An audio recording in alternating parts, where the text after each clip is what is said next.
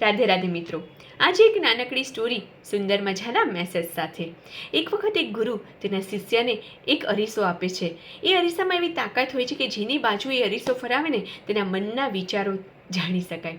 હવે આ શિષ્ય એ અરીસો લઈને પોતાના મિત્ર પાસે જાય છે। તેની બાજુ અરીસો ફરાવીને જુએ છે તો તેને મિત્રના મનમાં કપટ દેખાય છે। ત્યાંથી તે પોતાના ઘરે જાય છે। પોતાના તમામ પરિવારજનો બાજુ એ અરીસો ફરાવીને જુએ છે તો બધામાં તેને કપટ દેખાય છે। હવે તેની માતા પાસે જાય છે અને વિચારે છે કે મારી માતાનું મન તો ખૂબ સુંદર છે, તેનામાં તો કોઈ કપટ હોય જ ના શકે। તેની માતા બાજુ અરીસો ફરાવીને જુએ છે તો લગભગ સ્થગિત થઈ જાય છે કે મારી માતાના મનમાં પણ કપટ છે। હવે દુઃખી મને, ઉદાસ મને તે આશ્રમમાં પાછો જાય છે અને વિચારે છે કે લાવ ગુરુના મનની વાત તો જાણી લો। એ ગુરુ બાજુ અરીસો કરીને જુએ છે, તેના ગુરુના મનમાં પણ કપટ દેખાય છે।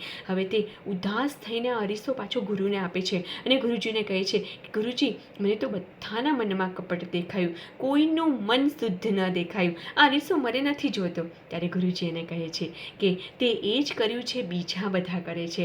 આ અરીસાથી તારે તારી બાજુ ફરાવીને જોવાનું હતું કે તારા મનમાં શું ચાલે છે। તે બધા બાજુ અરીસો ફરાવીને જોયો, પરંતુ તે તારી બાજુ અરીસો ફરાવીને ન જોયો કે લાવ મારું મનમાં શું ચાલે છે ને એ હું જોઉં। તાત્પર્ય એ જ છે કે આપણે હંમેશા બીજામાં શું કમી છે ને, બીજાના મનમાં શું ચાલે છે ને એ જોઈએ છે, પણ જરૂર છે આપણા મનમાં શું ચાલે છે ને એ જોવાની। રાધે રાધે।